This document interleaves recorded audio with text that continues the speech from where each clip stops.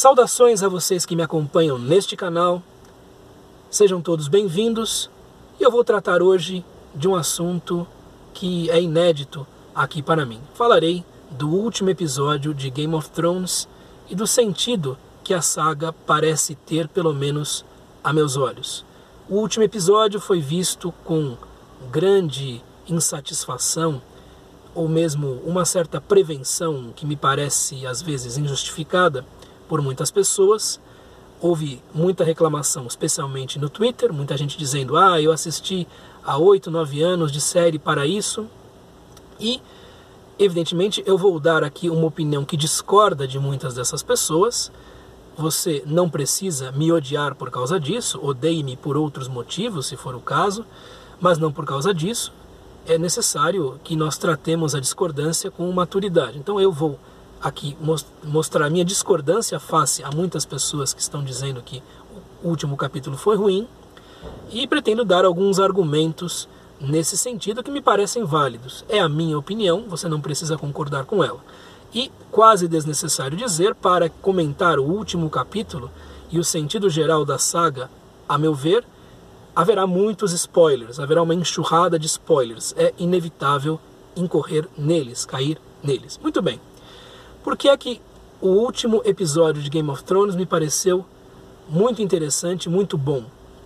Porque nós vemos ali, mostrada de maneira sem nenhum tipo de maquiagem, de maneira crua, de maneira nua, sem cortinas, sem véus, a tirania.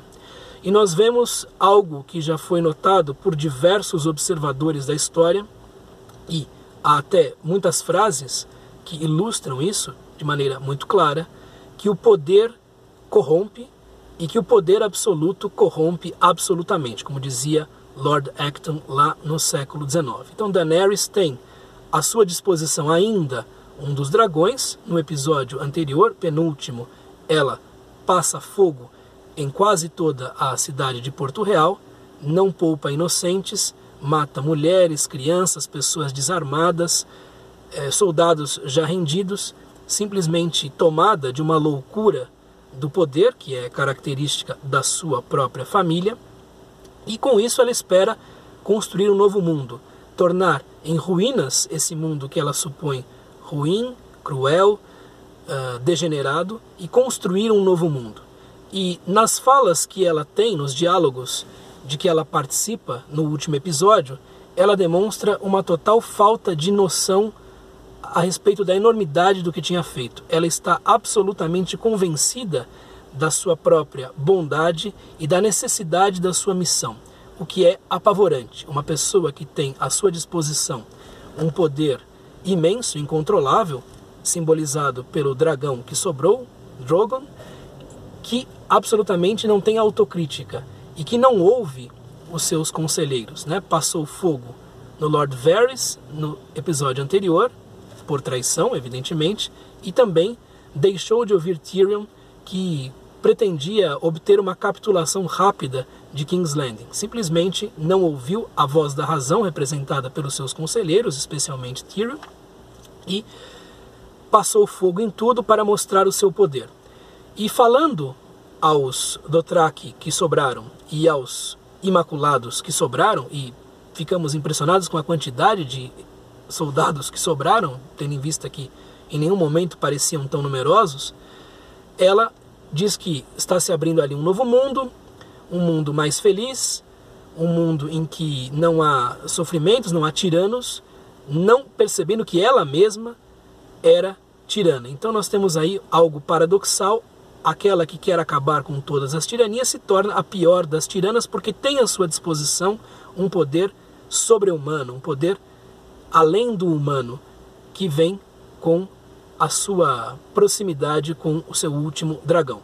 E ela deixa claro ali que aquela conquista não é o fim, que ela viajará por Westeros e mesmo para além de Westeros, buscando apoios e buscando retificar os lugares que lhe parecerem, viciosos, que lhe parecerem dignos de purificação. Então ela tem uma ânsia purificadora, deixa isso claro.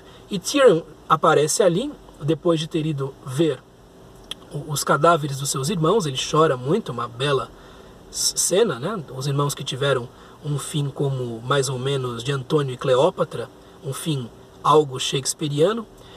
O irmão deles aparece ali, Tyrion na frente da rainha, autoproclamada, e joga fora a sua fivela, o seu broche de mão, e assume a sua traição, e há ali uma bela troca de falas, porque ela diz: você me traiu, você salvou o seu irmão, procurou salvar o seu irmão, e ele responde: sim, eu salvei o meu irmão e você arrasou uma cidade. Então deixando claro que ele agiu no interesse da vida, por assim dizer, e ela agiu no interesse da morte. E Tyrion vai preso e fica ali algum tempo. Ele vai preso porque, evidentemente, ela ainda tem alguma deferência por ele, ainda tem algum respeito por ele, porque do contrário passaria fogo no anão ali mesmo, na frente de todos, para demonstrar força, para demonstrar que o seu compromisso com o novo mundo é claro. E Tyrion vai para a prisão, fica ali algum tempo, recebe a visita de Jon Snow, que também está muito insatisfeito, para dizer o mínimo, com aquilo que tinha acontecido, está apavorado com aquilo em que Daenerys tinha se convertido. E ali eles têm uma conversa em que praticamente Tyrion diz: você é um homem bom, você sabe o que deve fazer, você precisa nos defender, mais ou menos assim, e você entendeu o que aconteceu.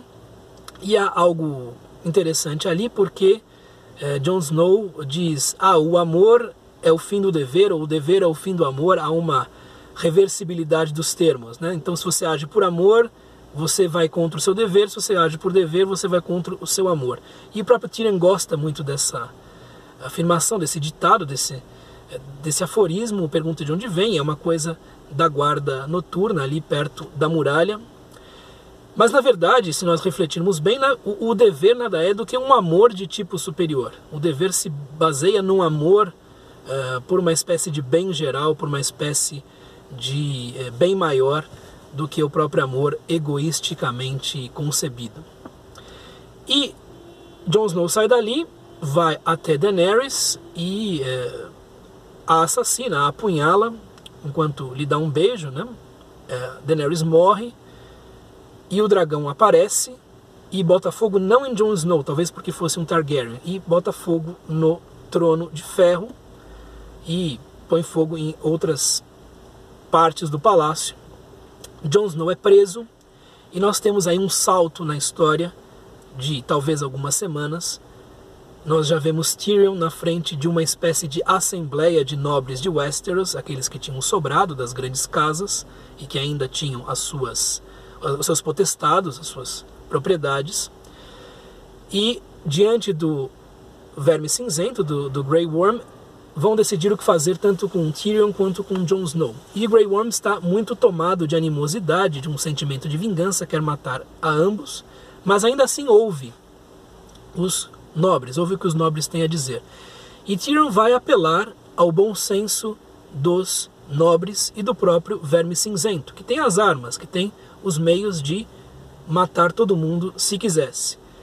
E este é um dos únicos momentos em que Tyrion, que é uma espécie de voz da razão, uma voz da racionalidade, é escutado na série, na trama. Ele foi escutado na Batalha do Fogo Vivo, quando Stannis Baratheon ataca Porto Real com uma esquadra, e ali ele consegue salvar a capital, tendo uma sequela, né, um corte no rosto por efeito, por consequência. E neste momento também ele é ouvido, e ele faz um apelo aos nobres, deixando claro que era necessário parar por ali o derramamento de sangue. E talvez isso tenha parecido decepcionante para muitas pessoas, que podiam esperar um final cheio de lutas, cheio de batalhas, um final pela espada. E o final acaba sendo pela palavra. Então Tyrion consegue convencer tanto aos nobres que estavam ali sentados à sua frente, quanto ao Verme Cinzento, que o melhor era que um novo rei fosse escolhido. que o novo rei fosse eleito, e que esse novo rei deveria ser alguém, paradoxalmente, que não desejava o poder, e que não poderia, por conta da sua ambição, ambicionar ainda mais.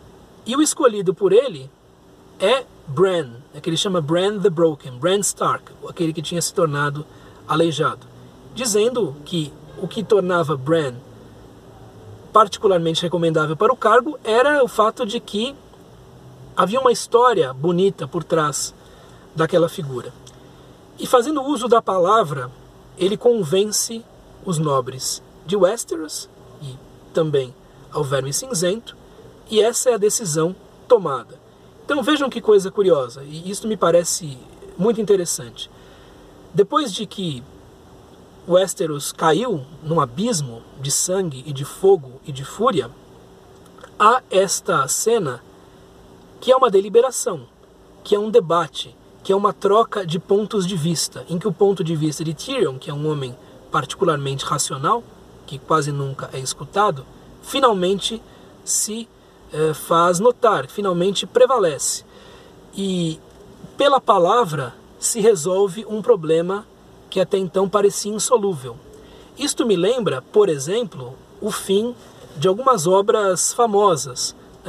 Isto me lembra, de alguma maneira, o final da Odisseia, em que depois que Ulisses ou Odisseu passou pela espada os pretendentes e que os parentes desses próprios pretendentes em Ítaca queriam continuar com a vendetta, continuar com a vingança, há uma intercessão de Atena, isto é, da sabedoria, para que haja um apaziguamento. Então usa-se a palavra para pacificar os ânimos.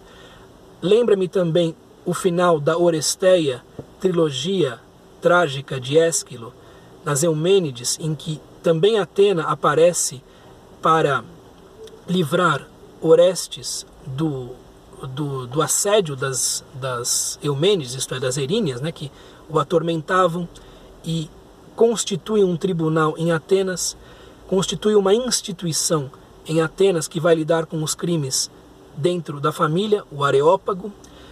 Então há uma institucionalização, há um uso da palavra que dá fim ao derramamento de sangue, que dá fim à guerra dos tronos, que dá fim a esse embate movido pelas ambições dos personagens, sobretudo por Cersei e Daenerys, que são aquelas que na Guerra dos Tronos são as mais ativas e cujas ações têm consequências piores. Então, por meio da palavra, por meio de um debate, por meio de uma discussão, por meio de um uso do bom senso, de um uso da moderação, de um uso da tolerância, do compromisso, se obtém algo duradouro. E se premia um indivíduo pelo qual não se dava nada. Então, é muito curioso esse final, porque há uma rejeição do messianismo, há uma rejeição da ideia de que existe um salvador da pátria, existe alguém capaz de fundar um novo mundo purificado, em que o mal não exista, mas há uma ideia forte de que, sendo nós animais políticos, como dizia Aristóteles, soluções políticas, no melhor sentido do termo, podem justamente funcionar, ou que nós voltamos a ela quando percebemos que a violência não funciona, que nós voltamos a isso, que nós voltamos a um uso da palavra, que nós voltamos ao debate, à troca de ideias, e que nesse ambiente mais civilizado, por assim dizer, há um espaço para os mais fracos, há um espaço para os que são desprezados, há um espaço para os anões, há um espaço para os que são órfãos, os bastardos, os paralisados, e por aí vai. Se não houver esse espaço, o que vale é a lei do mais forte. O que vale é justamente a lei do machado, do tacape, da espada. Como se diz em um ditado africano muito interessante, quando dois elefantes brigam, quem sofre é a grama. Então, quando se volta à palavra, essa grama pode respirar, essa grama tem condições de vicejar e mesmo de florescer. Por quê? Porque esse jogo do poder se torna menor, se torna mais aceitável, vai para níveis mais aceitáveis porque se institucionaliza, porque passa por filtros, por assim dizer. Então há um arranjo que se faz ali, uma solução política, é uma solução ético-política que me parece muito interessante. Se vai para um modelo que assemelha-se mais a algo que havia em alguns reinos e principados do que hoje é a Alemanha, e também em Veneza com os doges, né, com o soberano eleito. E esse soberano eleito é alguém pelo qual nada se dava, alguém que, enfim, está paralisado, e justamente por estar paralisado isso o torna melhor para esse exercício do poder. E fundamentalmente quem vai mandar é o próprio Tyrion, que se torna novamente a mão, né? Ele sempre está nessa posição, não importa o rei, ele é colocado ali, e ali ele vai pagar pelos seus pecados, digamos assim, ele vai expiar as suas faltas. Agora, algo muito interessante que sucede a Jon Snow é que ele, a partir desse concerto, do qual ele não participa, acaba sendo condenado, sentenciado a voltar à guarda da noite, a voltar ali à região da muralha de gelo, tendo em vista que ele matou a rainha na frente, enfim, do povo, né? Não na frente do povo, mas na frente do seu próprio dragão, pelo menos. E aí ele se torna um proscrito, ou quase isso, e volta para o norte, para o extremo norte, junto dos selvagens e dos seus antigos companheiros. E vejam que coisa curiosa, é o caráter mais nobre da série, é o personagem mais nobre que nós conhecemos, tanto por nascimento, porque ele é um Stark Targaryen, fundamentalmente, embora pensava-se que fosse um bastardo, quanto pelos sentimentos que demonstra. E essa grande nobreza dele se dá nessa renúncia ao poder. Ele é nobre porque é capaz de renunciar ao poder, de findar a roda de ambição pelo poder dos próprios Targaryen. Então ele vai para o norte, e ali nas cenas finais nós o vemos caminhando em direção a um ponto desconhecido, andando junto com os selvagens, talvez para ser um rei lá entre esses mesmos selvagens. Uma coisa importante a respeito da tirania que aparece desnuda no final da série é justamente notar que, como ela vem associada a um poder que é sobre-humano, o do dragão, nós temos algo que se assemelha àquilo que é tratado, por exemplo, por Sócrates, Platão, né, mostrando Sócrates, se não me engano, no segundo livro da República, em que se fala do Anel de Giges. O Anel de Giges é um instrumento que dá ao seu possuidor o poder de ficar invisível. E a pergunta que Sócrates faz a seus interlocutores ali, na República, é se alguém poderia usar aquilo, se era lícito que um ser humano usasse aquilo, mesmo que fosse para o bem. E a resposta a que Sócrates chega, se a memória não me trai, é que não. Mesmo que o indivíduo esteja convencido de que vai usar aquilo para o bem, não, porque aquilo lhe dá um poder acima do poder que tem os demais seres humanos, e isso necessariamente é ruim. Isso necessariamente produz maus efeitos, ainda que a pessoa esteja convencida de que age bem. Porque como ela não estará ao mesmo nível dos outros, não será possível contrariá-la, no mínimo. E como ela não estará sendo fiscalizada pelos outros, pelos seus iguais, pelos seus pares, como ela não terá pares, fundamentalmente, terá um poder semidivino, ela não pode comungar com aquilo que os outros fazem. Então ela será levada pelas suas próprias quimeras, pelas suas próprias obsessões, sem nenhum tipo de freio. Isso com o Anel de Giges, né? Se nós pensarmos aqui na cultura pop, Daenerys é justamente alguém que tem um Anel de Giges e se torna totalmente louca. Kira, o Raito Nagami de Death Note, né? um anime famoso, é levado pelo mesmo tipo de paixão. Ele crê que vai conseguir livrar a Terra dos maus elementos, dos assassinos, dos criminosos, e se torna pior do que qualquer um daqueles que tinha vitimado. por conta do seu imenso poder. Um poder, de fato, cega. Jon Snow, sendo nobre, põe um fim a isso, instigado por Tyrion. Tyrion, sendo um anão com alguma sabedoria, mostra qual é a força dos fracos. Os fracos têm na palavra, na sabedoria, na inteligência, no compromisso, a sua fonte possível de poder, que se contrapõe a esse poder bruto que vem por parte dos poderosos.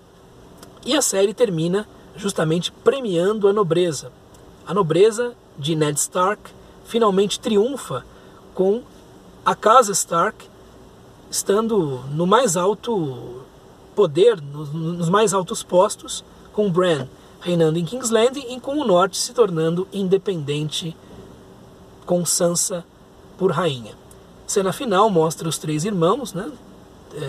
Arya, Sansa e Jon Snow andando. Na verdade, Jon Snow era um irmão de criação, porque ele não é irmão, é primo, né?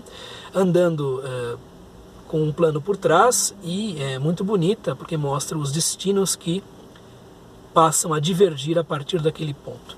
E é isto que eu gostaria de lhes dizer, como a nobreza é premiada numa série que começou com um tom cínico, com um tom desassombradamente nihilista, né?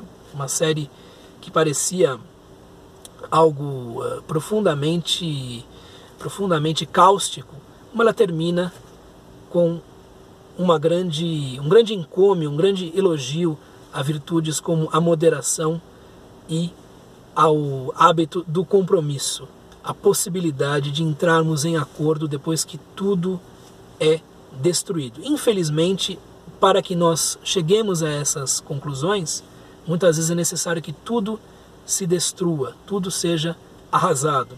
De um certo modo, este final de Game of Thrones lembra aquilo que sucedeu na Europa ao final da Segunda Guerra. Então, todos os países ali tinham caído na abjeção mais total, né? A Alemanha, evidentemente, muito mais que os outros, mas todos tinham feito coisas horríveis.